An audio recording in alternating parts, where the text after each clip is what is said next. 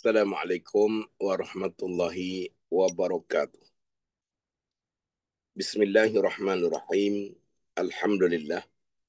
Alhamdulillahillazi hadana lihaza wa ma kunna linahtadiya laula an hadanallah. Ashhadu an la ilaha illallah wa ashhadu anna Muhammadan abduhu wa rasuluh. Allahumma salli ala sayyidina Muhammad wa ala ali sayyidina Muhammad. Allahumma faqihna fid din wa 'allimna ta'wil.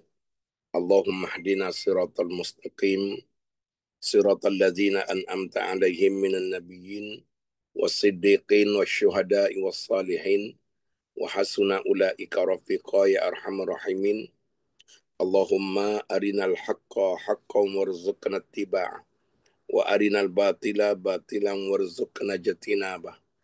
Rabbi syrah li sadri wa yassir li amri wahlul 'uqdatam min lisani yafqahu qawli. Rabbi yassir wa la tu'assir wa tammim bil khair ya karim. Amma ba'd. Allahumma inna nas'aluka 'ilman nafi'a wa rizqan thayyiba wa 'amalan mutaqabbala. Ya Allah, ya Tuhan kami mohon kepadamu ilmu yang bermanfaat, rezeki yang baik, dan juga amal-amal kami diangkat sebagai amal yang soleh, khususnya pertemuan kami dalam usrah Yayasan SKV pada pagi ini. Allahumma tawaffana muslimin wa ahyina muslimin wa alhiqna bis salihin. Ya Allah, ya Tuhan kami, andai waktu ajal kami telah sampai, matikanlah kami dalam Islam, hiduplah kami pada sakit-baki umur kami berpegang dengan Islam. Akhirat ditukar kami dalam golongan hamba-hamba yang saleh, ma'an nabiyyin was-siddiqin wasyuhada was-salihin. Golongan para nabi, para siddiqin, para syuhada dan salihin, walaupun muka kami tak layak pun untuk digandingkan bersama dengan mereka. Jadi alhamdulillah, kedua-dua tu hadis sahih. Kalau boleh dibacakan setiap hari, kerana Nabi membacanya setiap hari. Minta mati dalam keadaan baik, dan juga minta ilmu bermanfaat, rezeki yang baik, dan juga amal-amal soleh diangkat menjadi amal yang menyelamatkan. Yang dimuliakan, yang berbahagia, Dr. Puan Hajah Kartikawati binti Muhammad. Dalam talian saya rasa ada, nampak dia. Tengah drive ke, tengah apa, alhamdulillah. Mudah-mudahan lama tak jumpa. Kemudian yang dimuliakan Dr. Haji Syarif Ayub, saya Mustafa Al-Qudri. Kemudian Puan Dr. Said dan juga Dr. Hajah Kartika merupakan founder kepada Yayasan SKB yang mengasaskan kelas kita, Usrah Miftahul Jannah, yang sudah berbelas-belas tahun. Setiap pagi Rabu berkitab-kitab, asalnya perbincangan tu di Makkahul Mukarramah, maka sampai sekarang ini terus berjalan sudah belasan tahun. Ya. Selalu benda-benda yang lebih 7 tahun ni dia akan hidup lah. InsyaAllah. Mudah-mudahan. Saya pernah pergi buat perisian, satu usrah keluarga di Kelang ni. Saya ingat datang bunyi usrah keluarga mungkin duk bayar 20 orang. Rupanya 400 orang. 400 orang. Saya tanya berapa lama dah hidup usrah keluarga ni. Sudah 35 tahun. Sejak daripada arwah tok nenek moyang dulu, semua kami berkumpul sebulan sekali, adik-beradik, sepupu, sepapat, mak, saudara, pakat-pakat potluck bawa makanan, panggil ustaz-ustaz ceramah. Bila birthday, raih birthday, maka kami tak ada yang bergaduh di kalangan kami. 35 tahun. Saya kata ni satu yang sangat luar biasa. Jadi alhamdulillah, kita syukur kepada Allah. Pagi ni saya baru tahu dalam sekejap sangat. Saya duduk bersiap nak pergi hospital. Pagi ni ada appointment dengan pak saudara. Tiap-tiap minggu kena jumpa pak saudara. Kan? Ada 5-6 pak saudara yang sedang rawat saya sekarang ni. Jadi hari ni patut appointment untuk next operation yang ke-6. Jadi dia kata hari ni kita check. Mungkin kita set date. Saya kata dalam tak lama lagi saya nak pergi Mekah. Kalau saya pergi tak sembuh macam mana? Dia kata nanti kita bincang hari ni. Jadi saya dah tunda tadi, lewat sedikit, dia kata datang je. Jadi Tuhan tak bagi izin lagi. Jantung pun duk standby untuk operate tapi belum boleh buat. Kerana ada satu blocking. untuk buat stand, tapi kerana kalau masuk ubat tu saya terus dialisis. Jadi kata doktor jantung tu kita tunggu you reverse sikit. Sekarang ni bacaan semua alhamdulillah dalam keadaan stabil, tak pernah gula naik lebih daripada 7 tiap-tiap pagi. Kemudian BP sentiasa normal 130 dan yang lain-lain semua normal, tapi tiap-tiap hari saya puasa 16 ke 18 jam sehari. Macam sekarang nampak bodoh sikit. Selalu pagi-pagi buta orang kasi kerabu dah. Sekarang dah berbulan-bulan pagi buta macam ni jadi pagi celik. Maka pukul 2 nanti baru makan tengah hari, pukul 6, pukul 5.30 makan malam, pukul 6 sudah break. Maka langsung tak makan apa. Minum air masak saja kalau lapar. Dan besok pula, pukul 2 petang besok pula. Macam ni pukul 2 petang nanti barulah nak try makanan pun buat masa ni tak makan. Ayam tak makan, ikan tak makan, telur tak makan, makan tempe saja. Kerana untuk sementara waktu, itulah kata Profesor Aziz dan beberapa lagi, cadangan untuk reversekan cepat buah pinggang. Jadi dulu saya dah reverse daripada 3B kepada 2A. Maknanya bukti puasa itu sumu tasihu. Kamu puasa, kamu akan sihat. Jadi doakan mudah-mudahan tak ada apa-apa, tu prosedur biasa saja. Saya dipahamkan ada beberapa termasuk Abang Izzuddin kita. InsyaAllah akan ke Makkahul Mukarramah bersama saya pada 24 hari bulan 12.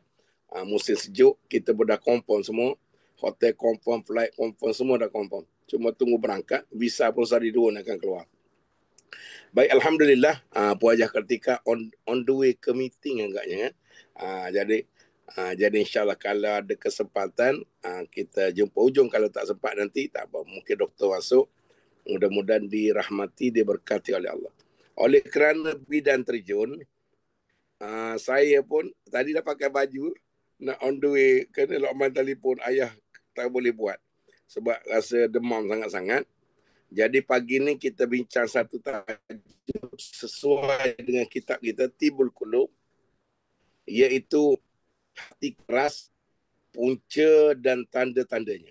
Sesuai dengan suatu perkara yang paling penting dalam Islam ini, ada beribu-ribu kitab membincangkan tentang hati, dan tujuan Nabi datang menjernihkan hati. Wa ma arsalnaka illa rahmatan lil alamin. Nabi datang menjernihkan hati manusia. Yang pertama, jangan syirik. Sebab tu pagi-pagi kita dicadang oleh Nabi membaca Allahumma inni a'udzubika min an usyrika bika syai'an a'lamu wa astaghfiruka lima la a'lam.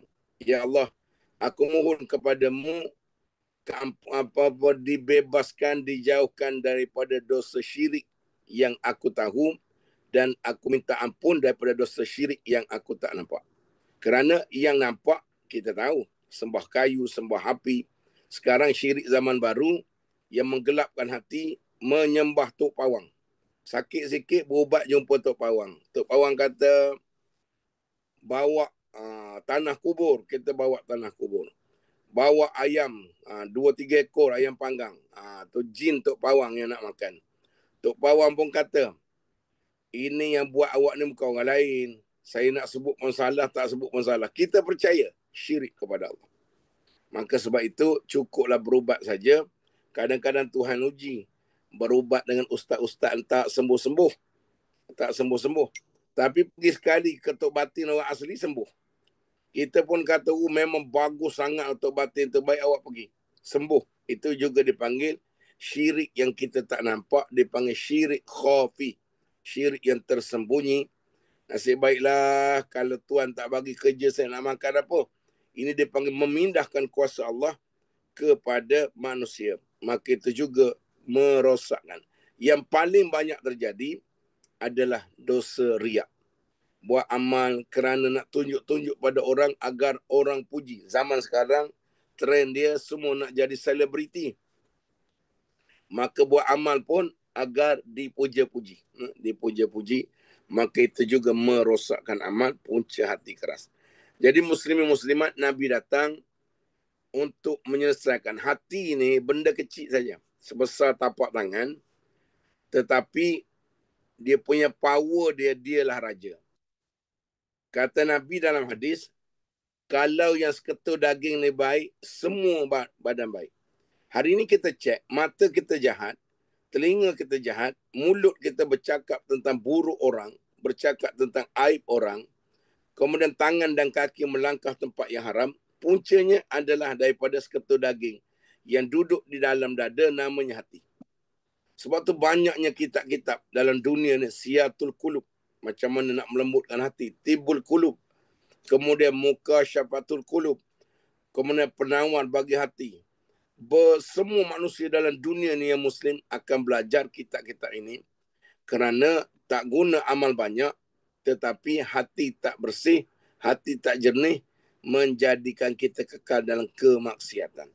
Jadi termasuk datang kelas-kelas agama yang dianjurkan oleh Yayasan SKB ini, saya ucap tahniah kepada Puan Haji Kartika, pada doktor, pada Puan Nesh, pada tim SKB. Pagi-pagi macam ni, mengorbankan waktu sudah belasan tahun. Saya rasa 14 tahun. 14 tahun. Pejang-celik. Usrah kita ni berjalan 14 tahun. Bukan 14 hari. Dulu kami buat secara fizikal di rumah Puan Haji Kartika. Kemudian sejak COVID, kita tukar menjadi online. Berjalanlah sampai sekarang ini, walaupun bertukar-tukar kitab, kadang-kadang bertukar-tukar guru, Alhamdulillah, mudah-mudahan boleh kekal lagi sampai bila-bila. Kan? Jadi Alhamdulillah. Jadi pagi ini kita tengok tajuk dia, hati keras, punca dan tanda-tandanya. Baik. Hati manusia ni dia ibarat cermin. Hati manusia ibarat cermin. Jika dijaga, dia akan jernih dan mudah menerima cahaya. Kalau cermin rumah kita tu berkarat dah, nak tengok muka cantik, tengok muka cermin pecah pun tak cantik. Ada orang sibuk jaga penampilan luar, muka cantik, tengok muka cermin, hancur lebur. Rupanya cermin dah koyak rabak dah. Maka sebab tu kalau cermin cantik, muka yang tak berapa cantik nampak cantik. Tanya orang negro yang hitam legam tu, dia tengok muka kat cermin, dia rasa cantik. Sebab apa? Cermin cantik. Maka cermin itu menjadi asbab kita jadi baik atau kita jadi buruk.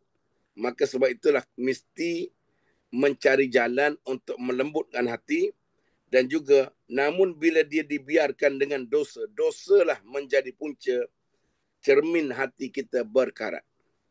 Lalai, maksiat, hati itu menjadi keras, menjadi gelap, makin lama makin jauh daripada Allah. Saya dulu kat kampung, tak tahu lah Kak Nes. Kak Nes, kalau kita beli daging keras, petua orang kampung saya, yang pertama letak daun nangka. Kak Zam kita, kalau kampung Kak Zam Zuri, letak daun apa? Kampung saya letak daun nangka. Kadang dagingnya sekilo daun nangka tu dia tiga lori nak bagi lembut. Beli daging tua-tua tu buat apa? Lagi hebat orang kampung saya, ini kisah benar, nak lembut daging letak Panadol. Pernah dengar tak? Letak Panadol satu papan, insya-Allah lembu tu tak demam. Lembu yang sedang dimasak tu tak demam, lembut hatinya kan. Ini betul kat kampung saya. Kemudian mungkin ada petua-petua lain agar kalau daging keras orang tak nak makan. Sama dengan hati keras, tak ada orang nak kawan. Kalau hati keras, Allah tak akan duduk dekat dengan kita. Maka sebab tu dalam Yayasan SKB, bertahun-tahun kita belajar, termasuk dulu kitab yang paling lama kita belajar, hampir 4-5 tahun, Ihfazillahu Yahfazuka, yang ditulis oleh seorang pengarang kitab, Dr. Abdullah, yang masih hidup, yang hafal 10,000 hadis. Yang hafal 10,000 bait syair. Yang hafal kitab yang ribu-ribu tu hafal dan kuat. Jangan kata Quran hafal. Maka begitulah jeniusnya. Maka disebut itu juga tujuannya menjernihkan hati. Baik, jadi jaga hati kita ini, terutama dosa-dosa, menjadi asbab kepada gelapnya hati kita. Inilah hati yang sudah susah tersentuh walaupun mendengar ayat-ayat Allah ataupun melihat kematian depan mata. Bila hati telah diselaputi dosa, dia makin lama makin keras. makin jauh daripada Allah, makin gelap, walaupun berlaku musibah, dia tak nampak itu suatu tanda peringatan daripada Allah. Kemudian, bila berlakulah kematian, hanya sekadar menziarah, tapi dia tak rasa suatu yang boleh memberi kebaikan pada dia. Itu dipanggil hati yang gelap. Lama-lama bagilah nasihat, dia marah. Bagilah teguran, lagi marah. Mana tanda hati keras? Mari kita semak semua. Saya semak, Kak Nes semak, kemudiannya Abang Fikri kita semak. Abang Fikri kita ni big boss dalam yayasan, dalam SKV ya. Bos marketing ke Kak Nes? Lupa dah. Rasanya ya, Alhamdulillah. Kak Zam ni bos apa tu? Kak Zam pun bos juga kan. Baik, jadi insyaAllah tanda-tanda hati keras yang perlu kita lembut, bukan dengan daun getah, bukan dengan daun nangka, tapi dengan Al-Quran, dengan zikir-zikir. Yang pertama sekali, tanda dia susah menangis bila ingat Allah atau dosa sendiri. Mereka yang banyak dosa, hatinya tidak mudah lembut walaupun rendam dengan daun nangka. Kalau nak lembut daging, letak daun nangka. Hati lembut kalau dia susah menangis. Dulu ada satu kes di kampung saya. Tok Imam kampung saya kena bunuh. Leher terpenggal. Dia orang paling baik. Namanya, orang panggil dia Tok Guru. Kerana dia kat kampung saya, dia tu orang baik sangat. Mengajar agama, mengajar Quran. Kemudiannya dia tokek getah. Jadi kalau orang tak ada duit, dia pinjam dengan dia. Tapi hayat dia, masa dia mati tu saya pergi melihat jenazah dia dan disolat jenazahkan di Surau Hospital. Masa tu leher memang tercabut terus.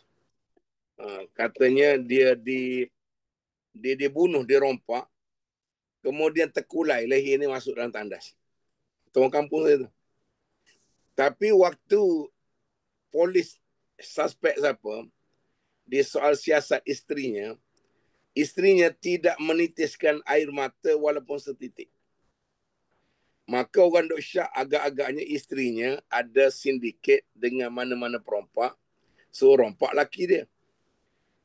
Kalau Kak Nes suami meninggal contohnya, kakak depan saya suami meninggal, kadang 40 hari 40 malam. Menangisnya terseduh-seduh. Orang lelaki kalau isteri meninggal paling lama sehari ya. Hari pertama dia menangis keluar air mata, isteri meninggal. Hari yang kedua, ketiga dan next itu dia keluar air hidung, gatal nak berbini. Tu orang lelaki. Saya dengan Abang Fikri tak termasuk golongan itu. Kan? Geng Izzuddin, tu geng-gengnya. Bila isteri meninggal, hari pertama seronok, hari tahun sedih. Hari kedua mula teropong sana, teropong sini. Bukan keluar air mata, keluar hidung. Kan? Itu dipanggil orang lelaki. Orang perempuan ni, dia orang yang setia. Setia, saya tengok. Walaupun kahwin tu dibenarkan dalam Islam. Tapi orang perempuan ni sangat setia. Orang lelaki yang setia tinggal saya dengan Abang Fikri saja. Yang lain tak berapa setia kan. Itu pun sebab takut kat bini kan. Teringin tambah tapi takut. Macam mana kita buka kelab tu dah. Jadi muslimat. Maka tak menangis. Akhir polis tangkap dia. Tangkap isterinya. Reman. Akhirnya tidak didapati. Isterinya memang bangsa payah menangis. Dia kata saya sedih. Tapi kalau menangis pun buat apa, dia kata. Suami saya pun tak hidup. Akhirnya tak jumpa. Siapa yang membunuh dia tak jumpa kan. Sampai sekarang. Maka tanda-tanda orang mati baik itu. Walaupun dibunuh. Waktu kita pergi. Saya pergi tengok mata kepala saya. Dainya berpeluh. Darah keluar lagi kat leher ni yang dijahit oleh doktor. Dainya berpeluh. Siapa yang mati dahi berpeluh itu tanda-tanda mati husnul khatimah. Dainya berpeluh, kita kena lap dengan kain. Waktu solat jenazah, kemudian bawa balik kampung, solat lagi 2 kali. Maka mati dia dekat dalam baik kerana banyaknya kebaikan. Yang tu dia panggil orang yang baik-baik. Tak pernah cakap tinggi suara. Budak-budak pun dia ada kedai runcit. Saya balik sekolah dulu. Balik sekolah pergi sana, tak ada duit. dia bagi. Cik kedis lah bagi apa. Itu kebaikan dia kan. Jadi mereka yang banyak dosa, hatinya pasti tidak akan lembut. Yang kedua, tanda hati keras, rasa berat untuk ibadah. Setiap kali datang waktu semayang saja, Allah hai datang semayang lagi. Nak bangun subuh, kalau hari Minggu, bapak lihatnya. Pasang jam loceng, telefon dia, telefon isteri, jam loceng yang kering. Dulu ada satu jam loceng bunyi anjing. Dia kata senang nak bangun. Dia sepak dengan kaki yang celebur jam loceng tu kan. Maka tak bangun juga. Itu tanda hati keras. Dosa yang mengikat kita menjadikan kita payah bangun. Nak baca Quran rasa berat. Tapi tengok TikTok tak berat. Sebab dia maksiat. Dia banyak hiburan. Tengok TV tak berat. Berjalan shopping. Kita ajak mak kita. Mak, jomlah kita pergi kuliah kat masjid. Mak tak larat. Mak sakit pinggang. Mak, jom kita pergi kedai Mas Anwar Shah Alam. Pukul berapa nak pergi? Kedai buka pukul 10. Jom, pukul 7 kita pergi dah. Mak yang sakit pinggang tu hilang pinggang dia. Begitulah. Kerana benda-benda nafsu manusia suka. Jadi dia payah nak buat ibadah. Berzikir 10 kali rasa macam 10 tahun. Jangan kata suruh 100 kali. Baca Quran 2 muka rasa macam 20 tahun. Begitulah. Bila solat jadi beban, baca Quran jadi bosan, berzikir rasa menyampah, sedekah rasa kedekut, dan bimbang hilang duit, habis duit, maka semua itu tanda-tanda ada something wrong pada hati kita, rasa berat untuk ibadah. Yang ketiga, bila orang bagi nasihat tidak tersentuh dan apa-apa tazkirah agama, dia akan rasa macam hari ni kita tazkirah hati lembut. Hati keras. Dia kata saya tak keras. Kita sebut pasal neraka. Tapi dia tak rasa bahawa dia masuk neraka. Saya orang baik-baik masuk syurga. Ini dipanggil golongan orang-orang yang tertipu dengan amal sendiri. Di kalangan sahabat Nabi, mereka ni orang yang paling banyak amal. Paling banyak amal. Kalau hari Ahad ni, kalau ada kelapangan secara online, selalu ada je 2,000 orang satu pagi tu. Online, saya akan bawa satu tajuk khas, macam mana masuk syurga mengikut kepribadian Abu Bakar As-Siddiq. Hadis sahih daripada Nabi, satu pagi Nabi sedang berbincang, tanya sahabat-sahabat dalam Raudah di Madinah. Nabi tanya lepas makan subuh, siapa di kalangan kamu yang pada pagi ini telah pun menziarahi orang sakit? Kata Sayyidina Umar, lepas subuh lah nak pergi. Orang sakit pun tak bangkit lagi, nak pergi belum subuh. Abu Bakar angkat tangan, ana ya Rasulullah. Saya on the way ke masjid pagi tadi belum subuh, saya sempat singgah rumah orang sakit. Soalan saya Kak Nesh, Kak Zam, Abang Fikri, bila agak kita pergi ziarah orang sakit belum subuh? Kalau pergi ziarah orang sakit belum subuh, orang sakit tu pun mati terus. Daripada nyawa-nyawa ikan, mati terus. Ngapa ustaz datang belum subuh ni? Ziarah ke? Terus inna lillahi wa inna ilaihi raji'un. Abu Bakar pergi singgah ziarah orang sakit. Umar mengiling kepala. Aku baru cadang, dia sudah buat. Padahal dia rasa macam dia pun nak buat. Tapi kawan tu buat dulu. Kemudian Nabi tanya lagi soalan. Siapa yang pada pagi ini menguruskan jenazah? Menguruskan jenazah. Lalu Omar pun tengok, dia kata, dia memang berazam lepas daripada orang urus jenazah ni akan dapat pahalanya besar. Kalau pergi ziarah jenazah kat rumah, kat masjid, dapat pahala sebesar Bukit Uhud. Kalau pergi sampai ke kubur, dapat pahala 2 Bukit Uhud. Begitulah dipanggil hebatnya pahala-pahala hanya ziarah, belum lagi buat amal lain. Maka kata Omar lepas subuh ni baru nak buat. Namun Abu Bakar kata, aku tadi ya Rasulullah, belum semayang tadi, aku sempat ziarah orang sakit, aku sempat pergi ziarah dan uruskan jenazah. Mengeling kepala Sayyidina Umar. Kemudiannya soalan ketiga, kata Nabi, siapa di kalangan kamu ini sebelum subuh sampai ke sini tadi, pergi cakna santuni fakir miskin. Macam yayasan SKB buat, kita ucap tahniah ya kepada tim yayasan, dan saya ucap tahniah sebab pahala menyantuni fakir miskin, gelandangan, orang susah, pahalanya sangat besar. Sampai Nabi berdoa, ya Allah ya Tuhanku, hiduplah aku dengan miskin, kemudian bangkitkan aku bersama dengan golongan fakir miskin. Nabi mencintai orang-orang miskin, maka cinta pada orang miskin dengan cara memberi, menghidupkan harapan mereka, dapat pahala yang sangat besar. Ada dua amalan yang kata Nabi SAW, kalau kita buat, dapat on the spot. Ini juga Yayasan SKB buat. Yang pertama, menyantuni anak yatim. Kalau kita jumpa anak yatim, kata Nabi dalam hadis, ambil tangan kita, usapkan kepala. Itu belum bagi duit. Hanya usapkan kepala, maka kata Nabi, automatik hati kamu akan lembut. Hati yang keras akan dilembutkan oleh Allah dengan mengusap kepala anak yatim. Tapi bukan anak yang bapak dia nama yatim.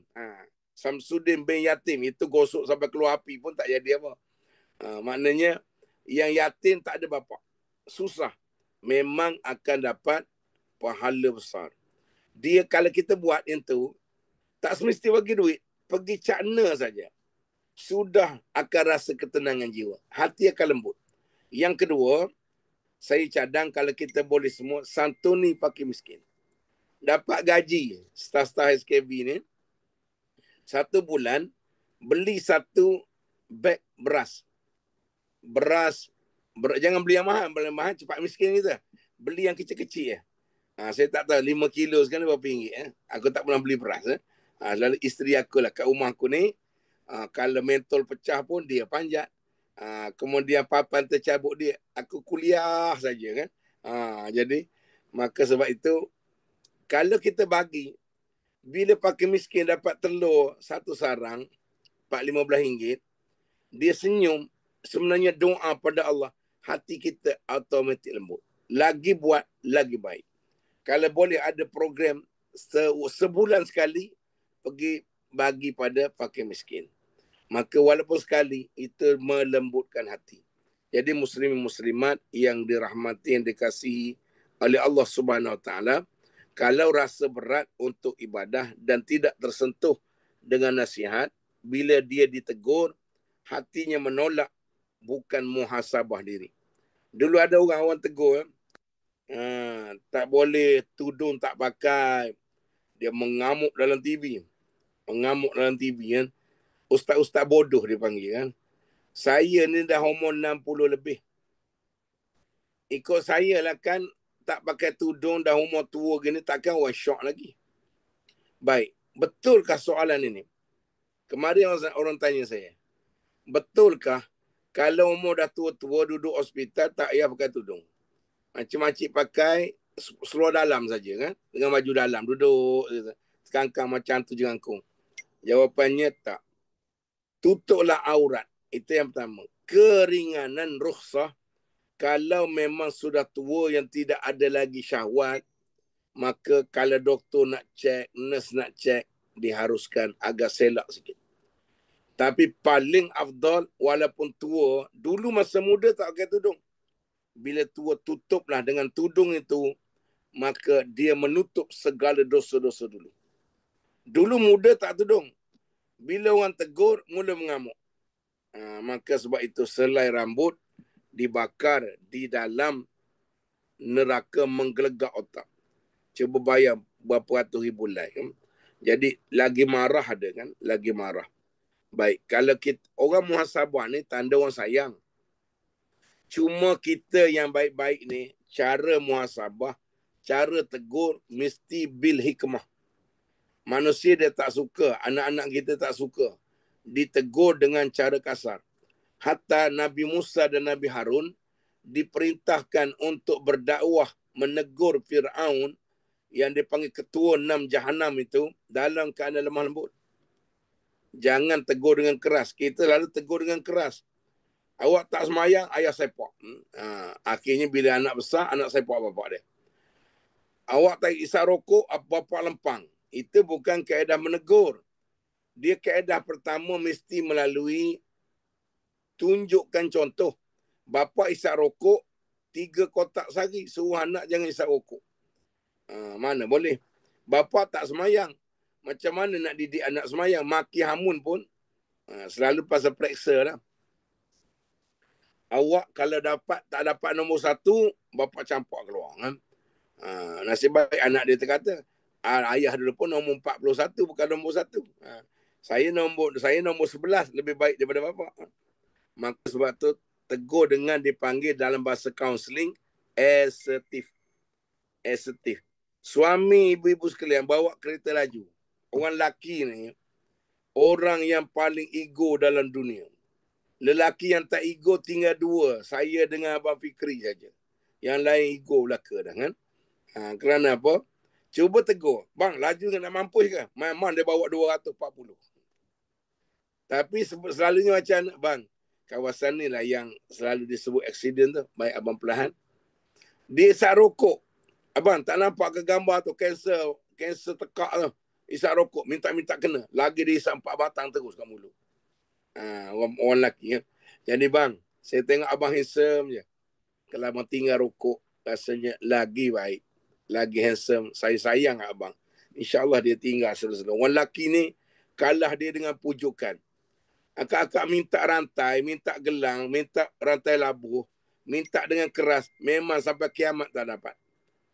Bang, lama dah tak beli rantai. Belilah bang. Esok insyaAllah dia beli rantai basikal pada muka. Jadi, tapi kalau pergi malam-malam, letak minyak zaitun kat janggut dia, minyak zaitun kat rambut dia lagi kerja. Bang, lama abang tak beli gelang. Lama tak beli ni. Teringin sangat. Nanti saya belilah. Kalau tak beli juga, letak minyak tanah. Cucuk api, terbakar terus. Kan? Laki akak memang kedekut, terhidung asin. Baik. Yang keempat, tanda dia hati keras, gembira bila buat dosa, sedih bila buat baik. Masuk kelas macam ni sedihnya lah. Patut masa ni makan kat kedai lebay dolah. Dulu ada depan SKB. Sekarang ada lagi kat Nash? Ada lagi? Tak ada dah. Lebay dolah telah pun kembali ke rahmatullah. Baik. Dulu saya pun kalau pergi ke SKB, saya akan minum kat kedai lebay dolah. Kan? Sekarang ni orang tak main lebay dolah lah. Main king crab. Maka menyesal kelas macam ni.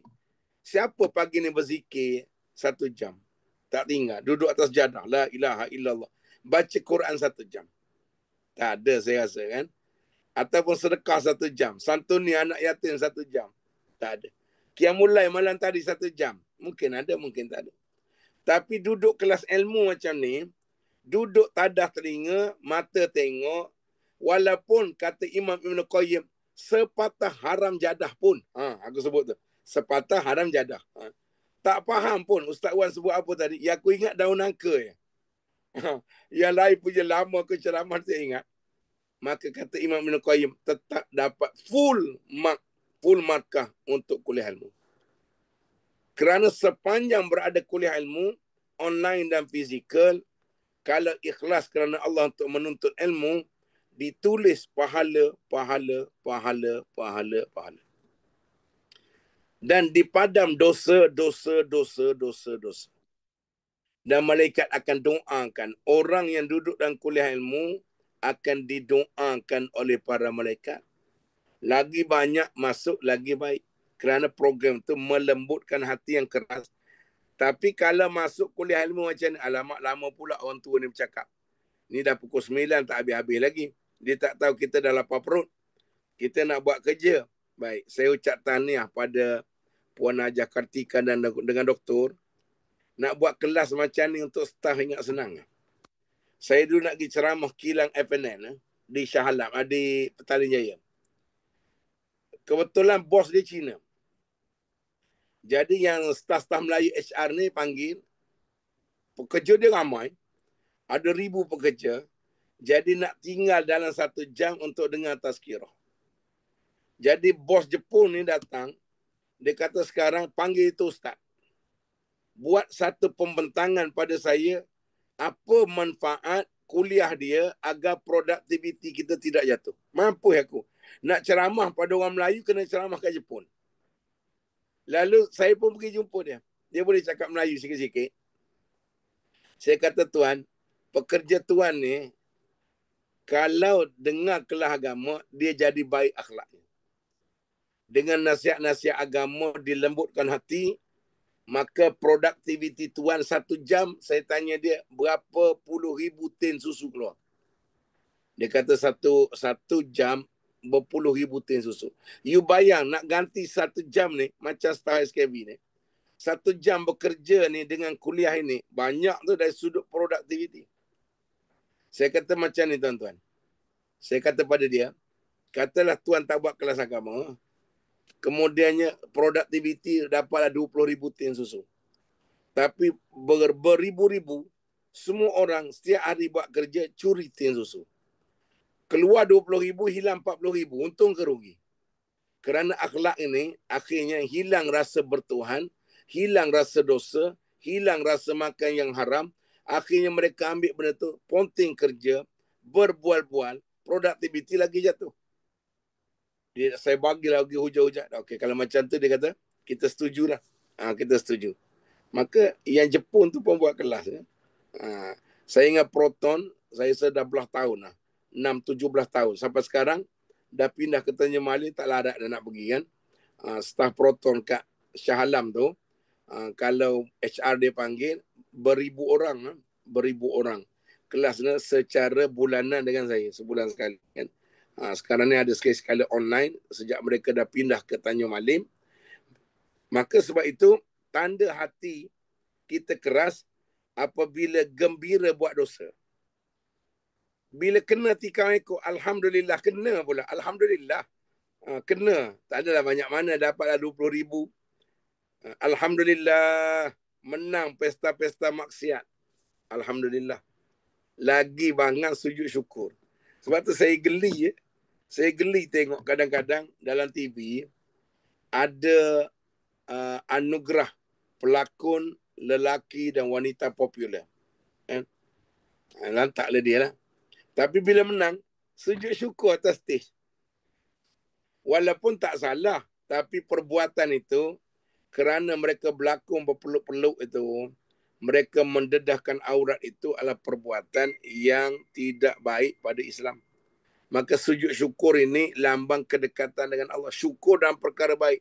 Walaupun menang tu syukur, tapi dalam pesta-pesta maksiat tidak ada kesyukuran pada perkara itu. Maka bila kita rasa sedih buat benda-benda baik, sedekah rasa sedih. Belum lagi sedekah macam Abu Bakar. Dalam perang Tabuk, berlari semua sahabat. Nabi kata siapa sedekah perang Tabuk, syurgalah balasannya. Abu Bakar orang pertama jumpa Nabi, ya Rasulullah, nah, aku serah harta aku. Nabi tanya dia, apa yang tersisa pada kamu? Hanya Allah dan Rasul. Untuk aku tinggalkan pada anak-anakku, tinggal Allah dan Rasul. Memang betul, Abu Bakar waktu dia wafat, meninggal dunia, hanya tinggal sehelai jubah. Dan juga seekor keldai betina yang jual pun tak laku. Kalau saya mati, setiap kali saya pergi ke Mekah, Papa Arab tu bagi free ya. Bagi free minyak wangi 2,000 sebotol. Bagi free jubah-jubah. Kalau saya mati, saya rasa ada 3 almari jubah. Pakai selai saja. Abu Bakar tinggal selai. Itu pun Abang Fikri minta ke tak bagi jubah aku kan. Kak Nes minta lagi, tak boleh jubah orang lelaki kan. Maka sebab apa? Sebab kedekutnya kita bila nak buat baik. Puan Hajah Kartika yang saya sebut, dia manusia yang dilahirkan pemurah. Dia tak boleh tengok orang susah. Apa yang saya kenal dia, kadang-kadang dia banyak, ada masa dia ditipu oleh orang, kebaikan dia pernah cerita kat saya, tapi tak apa. Orang yang berhutang, orang yang ambil duit kita, selagi mana tak bayar, mengalir pahala sampai kiamat. Kalau kita halalkan, mudah masuk syurga, kata Nabi SAW. Kalau jiwa kita ada rasa pemurah seperti itu, walaupun tak banyak mana. Orang datang minta derma, kita bagilah walaupun tak banyak. Itu pun sudah jadi pemurah. Maka Alhamdulillah. Sebab tu kita di Yayasan SKB ni, jarang-jarang berlaku. Toke-toke nak infakkan sebahagian keuntungan masuk tabung yayasan. Yang ni daripada awal perbincangan berbelas tahun dulu, saya, doktor dengan Puan Hajar Kartika, maka mereka kata, saya kata kita kena buat collection lah. Dia kata tak apa Ustaz. Kita tiap-tiap bulan keuntungan daripada jual produk ini, kita masukkan sebahagiannya sebagai tabung yayasan, bantu fakir miskin, bantu bina madrasah. Sebab tu saya dah bawa 11 bas ke madrasah yang Kak Nes kata di Yala tu. Kita tim SKB ni akan datang. Nanti saya siap sikit, kita pergi berbas-bas, pergi ke Yala, tengok sekolah Ustaz Allah tu, yang dibiayai 100% oleh Yayasan SKB dan juga keluarga Puan Hajar Kartika, Mama dan sebagainya. Asasnya arwah Abah Ayah Kartika dulu, daripada pelajar seorang. Ustaz tu jual lembu, Ustaz Allah tu jual saya. Cerita saya dulu nak sebai, jual lembu. Kemudian orang kampung marah semua. Tapi sekarang menjadi sekolah terbesar di selatan Thailand. 1,000 pelajar. Saya pergi dengan 5 bas tu. Dia orang sambut dengan selawat. Daripada luar pagar 1,000 pelajar. Ya Allah, rasa berjalan macam Menteri Besar Selangor, saya rasa masa tu kan. Ponggung kembang kencuk, kembang kuncuk. Sebabnya 1,000 orang duk arak kita. Maka begitulah. Nanti insyaAllah, nanti saya siap sikit, kita plan Kak Nesh, kita bawa 3, 4, 5 bas pun tak apa. Kemudian terus ke Hanyai. Dan yang penting, kita buat ramah mesra dengan pelanggan. Daripada asas seorang, itulah jasa Puan Hajar Kartika dan ahli keluarganya, arwah Abah, arwah dan juga Mama. Mama mungkin ada dalam talian ini. Mudah-mudahan pahalanya sampai ke kiamat nanti menjadi asbab diampunkan dosa-dosa. Jadi kita semua mencontohi, sebab bukan senang dalam perkara nak infak ini, manusia terlalu sayang. Nak jadi macam Abu Bakar, itu menunjukkan harta dunia ini kita boleh milik. Tapi macam mana kita juga memiliki hati yang lembut, iaitu tak boleh tengok orang susah. Jadi sebab tu saya cadang, kalau orang datang minta sedekah rumah kita, jangan halau. Mungkin dia orang Thailand, tak ada surat jaiz. Kalau kita tak percaya, kita ada hak tolak. Tolak elok-elok. Tapi jangan halau macam kucing kurap. Ada orang, ini balik-balik minta derma. Balik-balik minta derma. Dulu ada satu kisah orang kaya. Orang masjid datang minta derma. Kisah ni kisah benar. Saya tak sebut kat mana, tapi saya tahu. Lokasi rumahnya pun saya tahu. Kerana ustaz yang memandikan jenazah dia itu kawan rapat saya. Dia kata, bila pergi ustaz, mandikan jenazahnya, hari nak hantar ke kubur, kerana pernah menghalau, ahli jawatan kuasa masjid datang minta derma. Dia seorang businessman. Kereta depan rumah mewah-mewah. Dia halau macam kucing kurap. Inilah orang masjid ni bodoh-bodoh semua dia. Orang masjid ni semua bodoh-bodoh. Tak ada kerja lain asal itu minta derma. Saya kerja untuk saya dan ahli keluarga saya. Masjid tak pernah pijak, orang masjid tak pernah kenal, kemudian tak pernah datang, semayang pun hantungan langgang, maksiat penuh dengan dalam kehidupan, akhir mati dia hina. Kisah benar. Selepas mati nak angkut ke kubur, tak ada van. Tok Bilal tak datang, Tok Imam tak datang, ahli keluarga saja urus, maka terpaksa cari lori ke kubur. Seorang multi-jutawan diangkut dengan sebuah lori jual ayam, penuh dengan tai ayam, letak jenazah dia. Itulah lori terbaik. Hanya kerana suka halau. Sebab tu kita kalau orang datang, orang Kashmir, orang Thailand, datang rumah, orang fakir miskin, jangan halau. Cukup kita sebut terus terang, minta maaf bang, saya tak boleh bagi hari ni. Jangan menipu. Jangan menipu kata minta maaf, saya tak ada duit. Dalam rumah banyak duit, Tuhan akan hilangkan duit tu. Banyak orang menipu kan. Saya selalu sebut, minta maaf saya tak boleh bagi. Minta orang sebelah. Jiran saya, kena pada muka dia kan. Selamat duit aku. Minta duit jiran. Jadi halau doakan yang baik-baik. Saya doakan agar adik dapat derma. Tapi kalau benda tak betul, kita kena marah. Saya pernah sekat satu, budak perempuan bawah umur, kecil, duduk di stesen minyak Petronas. Saya tanya dia, adik daripada mana? Saya daripada sekolah tahfiz Sungai Petani. Kata minta derma ni pukul 12:30 malam. Sekolah suruh. Saya kata, baik balik sekarang, saya report polis. Kerana apa? Ini bukan cara derma, ni kerja bodoh. Saya minta nombor telefon sekolah dia. Dia tak nak bagi. Kan? Saya kata tak nak bagi, pakcik report polis. Dia pun segera pergi. Rupanya ada van ambil lepas tu. Ini dipanggil suatu sikap bodoh. Mendera budak-budak, collect derma. Tengah malam, kalau kena rogol, kalau kena lari, sekolah mintalah pusat zakat. Minta sekolah, minta bukan suruh budak-budak. Akhir bila saya telefon, dapat tahu mana sekolahnya. Dia kata, kami nak latih budak-budak kita agar berdikari. Saya kata, ini kerja bongok. Saya kata, bukan latih budak-budak bawah umur 6 tahun, 8 tahun, 9 tahun, pergi kutip tengah-tengah malam Kuala Lumpur. Kalau kena lari, kena rogol, kena ragut, kenapa? Maka awaklah tokek, awaklah owner pada tahfiz kena minta derma pada pusat zakat. Bukan suruh budak-budak. Kalau awak dah buat kat sekolah, buat kelas kuliah duha. Budak-budak jual karipak ke, jual burger, itu baru latihan. Bukan pergi cari duit rumah ke rumah. Dan kerana risiko bahaya sampai tengah malam macam ni. Jual kalender, jual minyak-minyak. Rupanya ada ejen kat belakang, ambil semua. Macam kita duduk Kuala Lumpur lah. Kita minum kat Kuala Lumpur tu, kadang datang minta derma kan. Kadang saya bagi, kadang tak bagi. Sebab kita tahu, kejap lagi berkumpul semua naik van. Van tu angkut. Berapa dapat? Dapat malam ni 500. Okey, awak ambil RM20, semua bagi kat pakcik. Ada yang buat kerja macam tu kan. Maka sebab tu muslim-muslimat, kalau kita tak sebagai tanda, bukan bererti kita ni salah. Tapi kita sebut elok-elok kan. Orang boleh, tapi kalau kita derma, dia scammer Ustaz. Kita derma, dia scammer. Kita dapat pahala. Kerana kita tak boleh nak check dia scam tak scam. Tapi kita dapat pahala. Tapi kalau kita dah tahu dia tak betul, maka jangan lagi terlibat.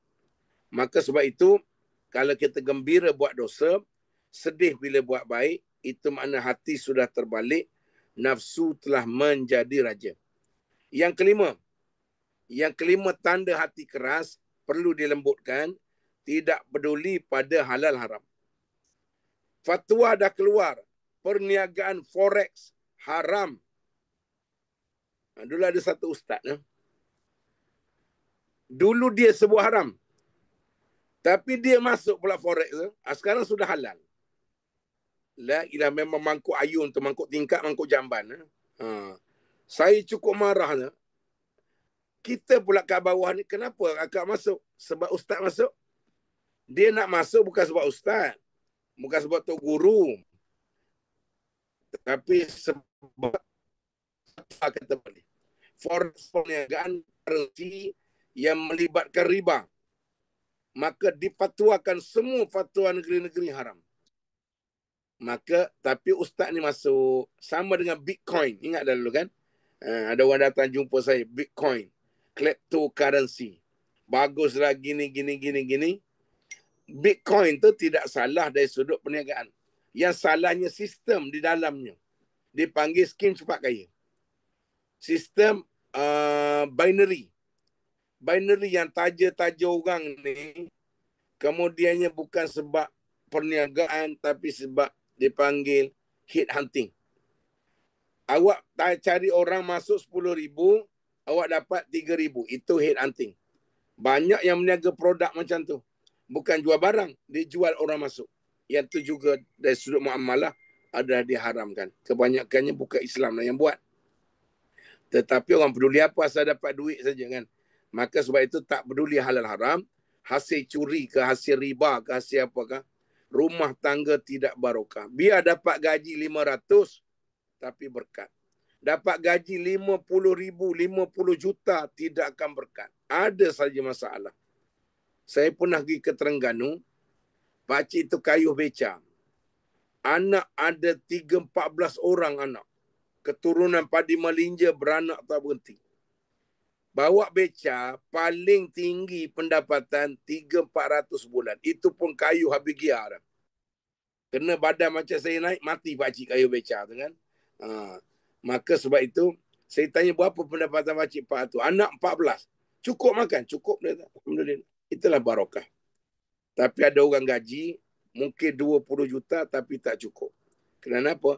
Bila tak peduli pada halal haram, segalanya dianggap biasa, walaupun jelas bertentangan dengan syarak, menjadi kegembiraan pada mereka. Ini tanda hati keras. Ulama kata haram, peduli apa haram. Ulama kata tak boleh, peduli apa tak boleh. Orang Melayu lah orang yang paling degil. Kita kata skin cepat kaya. Suka. Ni ustaz kat rumah saya ni, sekarang duduk dalam jail. 10 tahun kena jail. Balik Al-Azhar Mesir.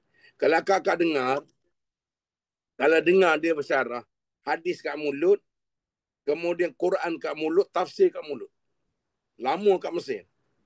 Tapi terlibat dengan satu skim pelaburan yang tidak Islami, tapi dinamakan Arabic Fund. Orang Melayu kita tak boleh dengar nama-nama Arab.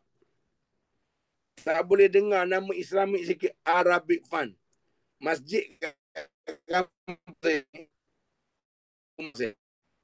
dekat-dekat dengan 700,000 duit masjid. Konon-konon masuk 700,000, dalam setahun akan dapat 1 juta, 2 juta duit masjid masuk. Bunyi Arabic masuk. Yang bawa masuk pula ustaz, janggutnya panjang. Quran kat mulut saya, Quran kat mulut saya karipak, kadang burger. Akhir sekali, kemudian tak cukup yang tu, dia buat sekolah. Sekolah itu telah pun tutup sudah bertahun-tahun, tak ada pelajar. Tiba-tiba saya pergi satu masjid, orang masjid tertanya, Ustaz, betul ke sekolah ni ada? Saya kata ada, tapi tak ada orang. Sekolah tu dah tutup lama dah. Habis ustaz ni datang minta derma, baru minggu lepas minta derma nak bayar gaji guru, nak bayar pelajar, nak bayar makanan budak. Kata itu scammer. Walaupun yang buat itu ustaz, tak semua ustaz ni baik. Islam bukan diukur pada janggut panjang. Islam tak diukur pada pakai serban besar-besar bakul, jubah melirik, asal tutup aurat sudah. Islam diukur kalau tak terlibat dengan benda haram.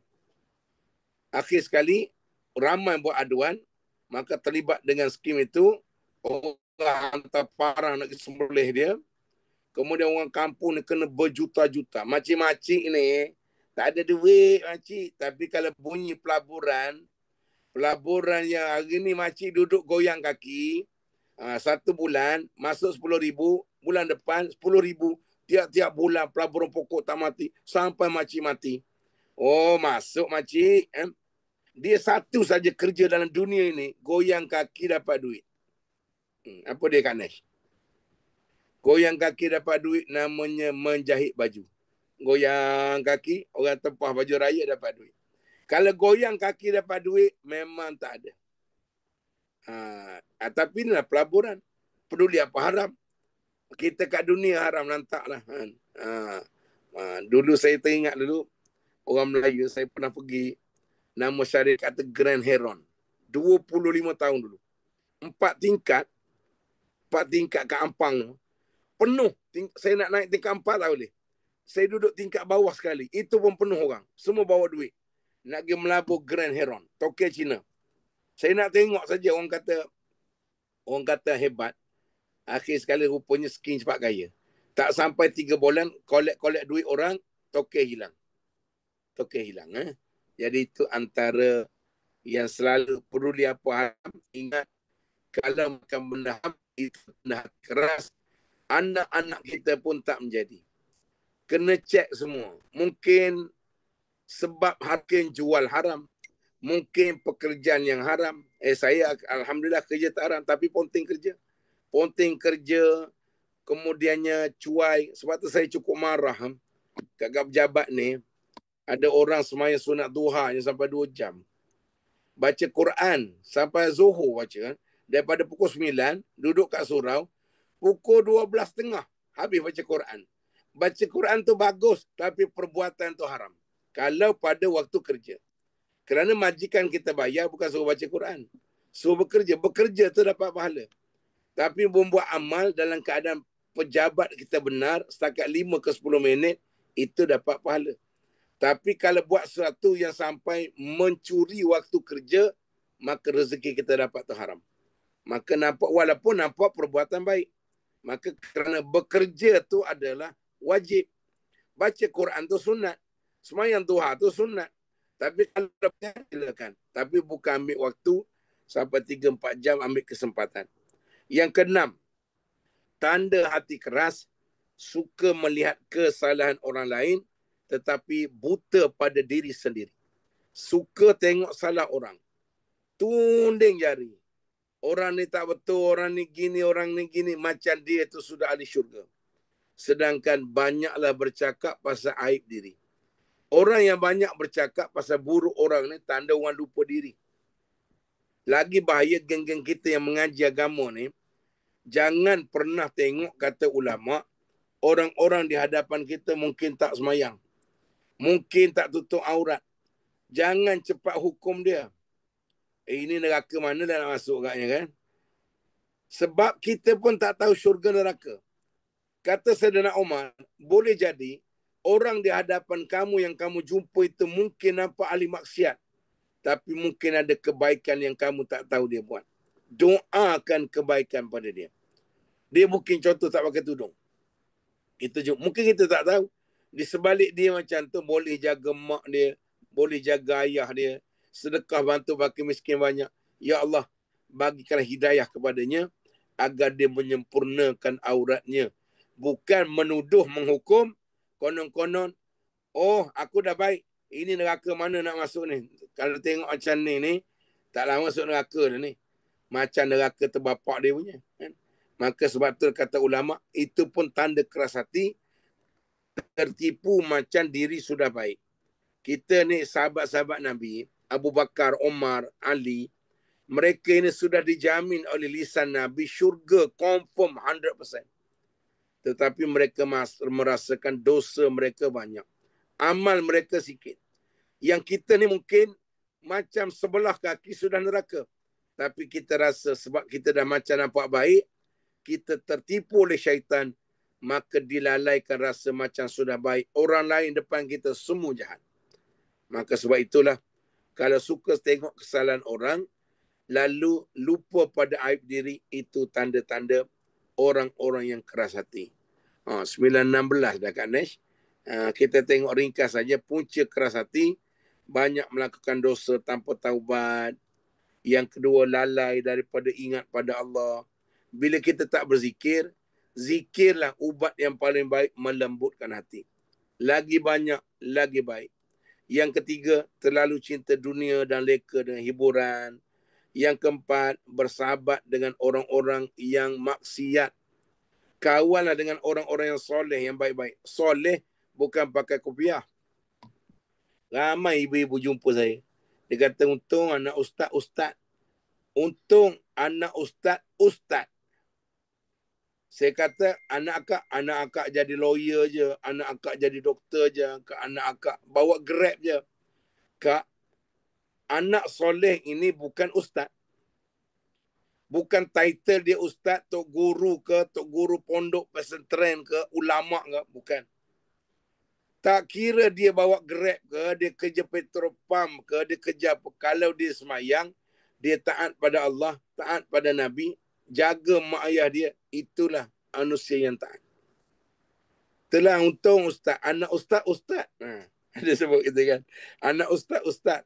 Anak saya baru nak start, dia kata kan. Jadi, tak berapa ustaz lah. Saya kata tak. Banyak je ustaz masuk neraka. Yang rogol orang sekarang ni ustaz ke bukan ustaz? Ustaz. Baru ni ditangkap. Saya tengok dalam TV. Janggut bapa panjang. Tapi hafal Quran 30 juzuk. Disahkan meliwat pelajar lelaki sekolah. Tak kegila. Kita depan saya ni ramai tak hafal Quran. Hafal doa makan saja. Tapi rogol orang, tak. Sebab tu, yang menipu orang di Shah Alam baru ni. Di Shah Alam, satu ustaz. Tengok jambang, ya Allah ya Tuhanku. Saya try juga letak dengan kering wak doyuk lah. Tak jadi kan. Baru ni ada satu pakcik, dia kata ustaz nak bagi jambang cantik. Ustaz kena letak darah kelawar. Ustaz cari kelawar, semelih ambil darah dia letak. Saya cari kelawar Kuala Lumpur ni seekor tak berjumpa. Ingat nak ajak Puan Nes Abang Fikri pergi cari gua mana-mana agar nak bagi nampak janggut macam sudah ya. Naik-naik janggut nampak macam Bangladesh jual kapek. Baru pada muka.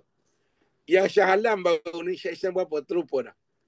Ustaz tu yang keluar dalam tu sekarang tu selamat penjara Kajang kerana minta derma dengan orang. Ada satu makcik tu tiap-tiap bulan 5,000. Ustaz ni bercakap lembut hati orang. Sebut ayat Quran, sedekahlah, saya nak buat pondok, saya nak buat, rupanya pondok haram jadah, pondok durian pun dia tak buat. Itu seorang, beratus ribu satu bulan, kereta tukar baru, isteri daripada seorang kahwin 3. Gila dia, mengajar agama tiap-tiap malam. Tapi gila dia, kono hebat sangat, buat video sedang bersetubuh dengan isteri-isterinya, sebarkan. Ini dia panggil ustaz dah tu.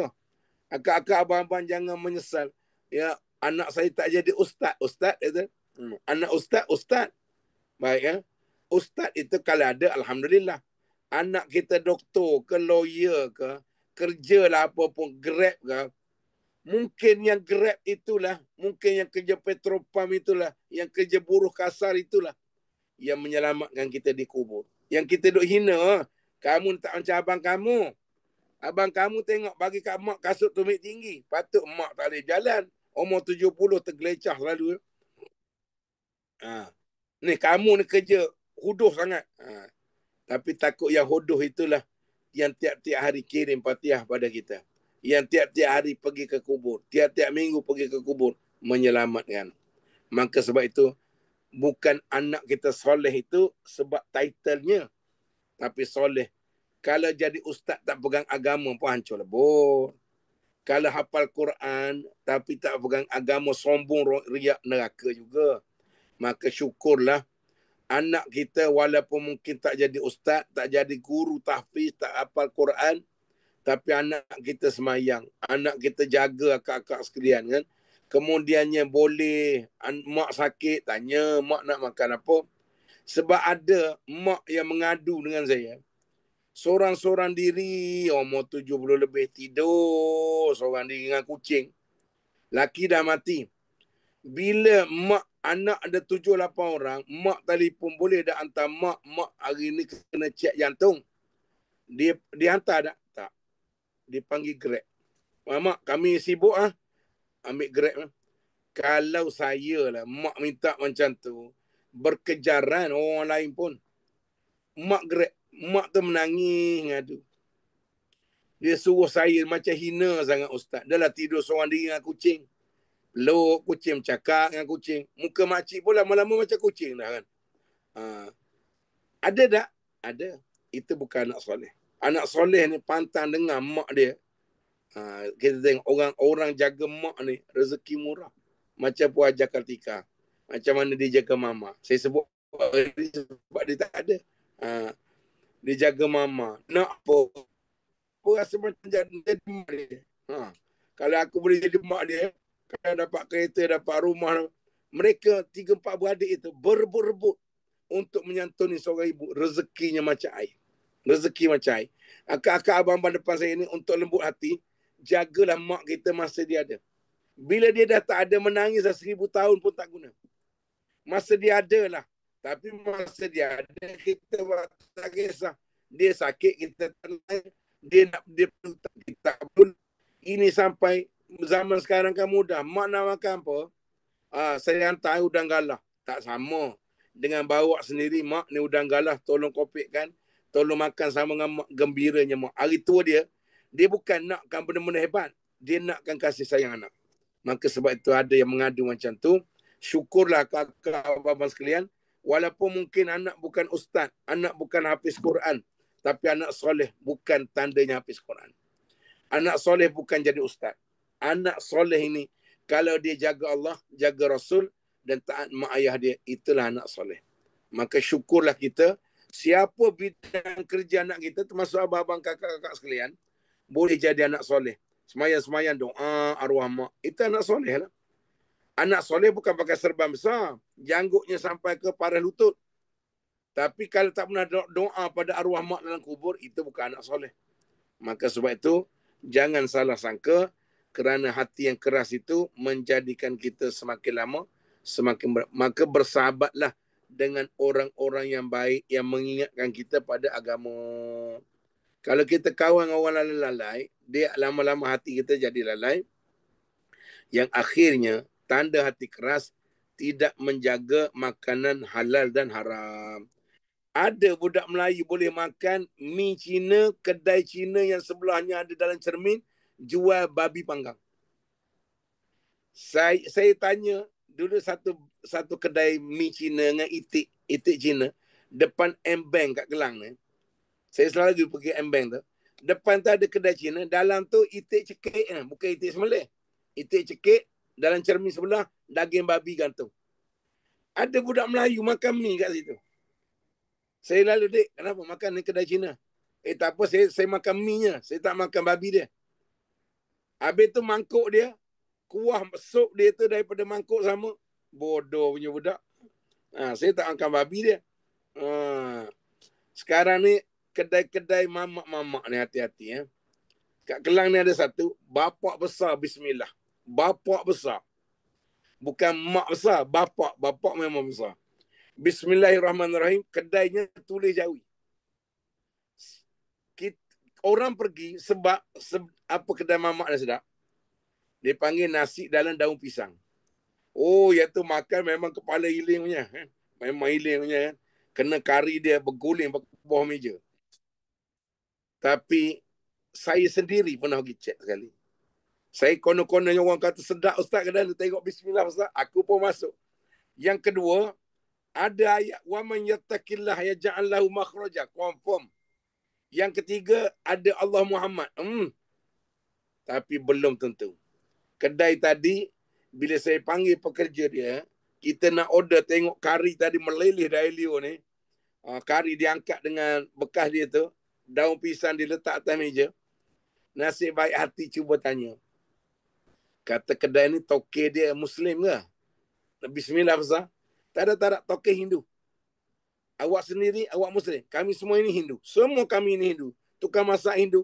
Tukang buat kari Hindu. Tukang angkat Hindu. Semua Hindu. Tak ada seorang pun Muslim. Habis kenapa bismillah? Itu berniaga mah tu dia. Oh, saya kata kalau Hindu, macam mana nak pasti ayam dia ambil daripada tempat halal?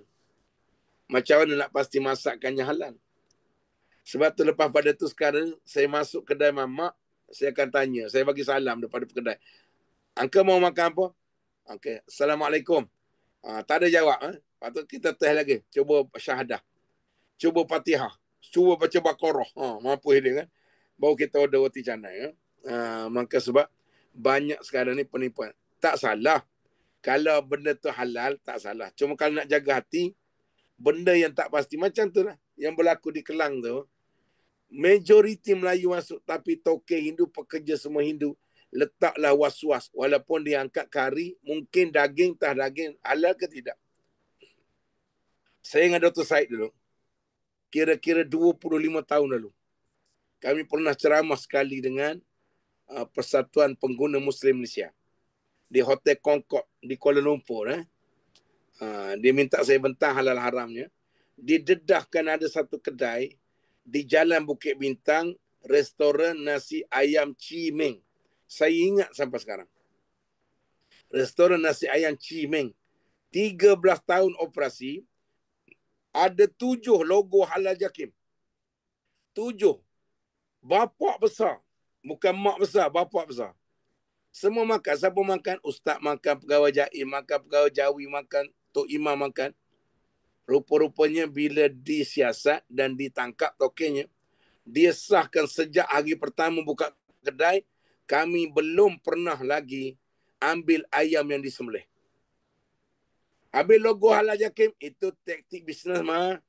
Dapat kita minta apply, dapat kita tampai, tapi buat apa mengangkat sama Melayu punya ayam, kita angkat tidak Islam punya ayam, tak ada sembelih punya. Akhir ditutup. Berapa ramai dah makan, itu punca hati keras. Banyak lagi lah. Tapi mamak ni paling senang. Kotor satu hal. Kotor. Saya ni kat Kelang. Kat Kelang. Benda-benda boleh kat Kelang.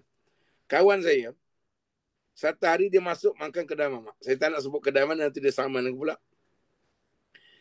Kemudian dia nak kencing. Sebelum order roti, dia terlajak ke belakang. Bila ajak ke belakang, dia nak pergi tandas, lalu kat dapur dulu. Dia pun jenguk kat dapur. Mamak tu terkejut. Rupanya sedang uli roti dengan tapak kaki. Uli roti ni, pijak dengan tapak kaki. Sekarang ni, roti dah udah kilang saja. Dia pijak. Dia kata baru aroma tapak kaki tu, campur dengan peluh, campur dengan cagu, campur dengan macam-macam itu, baru menyelerakan. Roti canai perasa tapak kaki. Lepas pada tu dia kata, saya keluar terus Ustaz. Saya tak nak masuk lagi. Dan sekarang ni mana-mana kedai mamak, bukan kita tak percaya, bismillah apa. Tapi saya pergi ke dapur dia dulu. Kan? Saya pergi ke dapur dia dulu untuk cek agar tak berlaku perkara-perkara yang mungkin kalau tak haram pun mengotorkan. Takkanlah zaman moden ni uli roti canai dengan tapak kaki. Patutlah sedap kita makan menjilat jari. Rasa air tapak kaki dia tu kan. Saya rumah saya dia paling pantang makan kedai mamak. Saya dengan mamak tak boleh dipisahkan. Andai pisah pincanglah hidup aku. Saya kalau 1 minggu tak makan kedai mamak, rasa macam nak mampu dah. Satu hari saya bawa dia kedai mamak tepi sungai Kelang ni. Kalau kakak datang pukul 11 pagi berbaris staf MPK ni, sampai panjang baris, tunggu ayam goreng dia. Memang ayam goreng saya pergi kedai mamak seluruh dunia, yang tu paling sedap. Tapi orang rumah saya tak makan. Sebab bila dia tengok mamak tu gaul ayam, mamak tu gaul ayam, sampai ke paras ketiak ni, masuk dalam besin, dia panggil aroma ayam goreng perasa ketiak. Memang sedap. Saya sedap ketiak mamak ni, aku suka. Orang rumah saya dia kata lepas pada tu minta maaf. Memang tak makan. Saya kata ketiak mamak lagi aku makan. Lagi sedap. Lagi dia gaul tu sampai ketiak, lagi sedap. Itu antara contoh. Mungkin tak haram. Tapi dari sudut kebersihannya sangat tidak dipedulikan. Mungkin memberi kesan juga kepada hati. Jadi saya rasa cukuplah Kak Nesh. Pukul 9.30 tepat. Soalan nak buka pun tak sempat. Okey, mungkin Kak Nesh ada 1-2 apa-apa ni. Ataupun ada satu soalan yang kalau tak tanya, demam saya. Okey. Okey, Ada ada tak? satu soalan. I think Syira boleh bacakan, Syira. Uh, Kak, Assalamualaikum Ustaz. hmm. Ada soalan daripada pendengar kita, dia tanya, boleh ke kita ziarah sahabat yang baru kematian suami selepas 3 ke 4 hari? Kita ziarah. Kita ziarah sahabat yang baru kematian suami. Kita ziarah tak ada masalah. Ziarahlah pagi ke petang ke tengah malam ke tengah jalan ke tengah apa ke. Asalkan pergi dalam keadaan tidak menimbulkan fitnah. Kalau kita lelaki pergi ziarah wanita kematian suami, itu namanya mencari isteri. Maka pergi dengan isteri kita. Sebab dulu ada satu kekeliruan. Dia kata dia tengah edah. Dia yang tengah edah. Akak-akak laki dia mati, akak edah buat apa? Saya tengah edah ni tak boleh ziarah. Kenapa? Laki dia mati. Itu laki dia lah, bukan laki engkau. Laki dia yang mati yang kau tak boleh ziarah sebab apa? Maka boleh ziarah asalkan pergi dengan kawan-kawan, pergi dengan suami. Akan suami itu beradab lah. Maknanya dibenarkan. Yang tak dibenarkan kalau suami meninggal ni keluar rumah. Bekerja boleh. Bekerja boleh. Katalah akak-akak kita ke SKB ni, dia suami meninggal. Maka minta cuti dengan Puan Haji Kartika 1 minggu. Kemudian edahnya 4 bulan 10 hari. Maka boleh ke datang kerja? Jawapannya harus boleh. Cuma kena jaga edah. Jangan habis kerja pergi GM Mall. Jangan habis kerja pergi Sogo. Yang tu haram. Habis kerja nak pergi beli sayur harus. Nak pergi jawab pos harus. Nak pergi apa urusan bank apa harus. Kerja harus. Cuma di tempat kerja pun kena ikhtilat. Jaga hubungan. Kerana kematian suami patutnya edah. Dari sudut edah ini, kalau seorang wanita yang mengerjakan haji, pergi sampai ke airport, tiba-tiba orang telefon, mak abah meninggal. maka ulama kata tak payah pergi walaupun haji. Tapi kalau sudah sampai di Mekah, nak balik kena cari kapal terbang susah, teruskan ibadah haji sah. Cuma masa pergi masjid, masa ziarah, masa apa-apa aktiviti, tetap kena jaga. Jangan tabarruj, jangan berlebih-lebihan dengan lelaki lain, dan jangan berhias-hias keterlaluan yang mendatangkan perlanggaran iddah. Maka harus. Maka kalau yang di rumah ini, maka duduklah 4 bulan 10 hari. Lagi rumah anak kerana takut malam-malam. Harus. Yang tak boleh macam dulu dia telefon saya. Ustaz, dia telefon ini sebab laki dia mati. Saya ingat dia nak mengorak saya. Makcik tu tua dah kan. Makcik sunyi kat rumah. Sudah. Kata nak mengorak Ustaz Wan ke? Ustaz Wan ni sekali tengok macam Bangla. 2 kali tengok macam Shahrukh Khan. 3 kali tengok macam Kublai Khan. Sekali tengok macam Fatah Amin. 2 kali tengok Fatah Riuk. Maka rupanya dia kata, makcik sunyi, makcik pergi New Zealand. Maka perjalanan itu adalah haram dalam dosa. Makcik nak pergi New Zealand ke, nak pergi Sydney ke, nak pergi mana, setelah 4 bulan 10 hari. Habis edah. Maka makcik pergilah mana-mana bebas kan. Dalam edah ni duduk di rumah. Boring tengoklah. Raja lawak kat rumah, tengok TikTok. Tengoklah TV. Boring baca Quran. Maka habis 4 bulan siram pokok bunga. Itu keluar rumah. Keluar rumah tak apa, tak keluar pagar.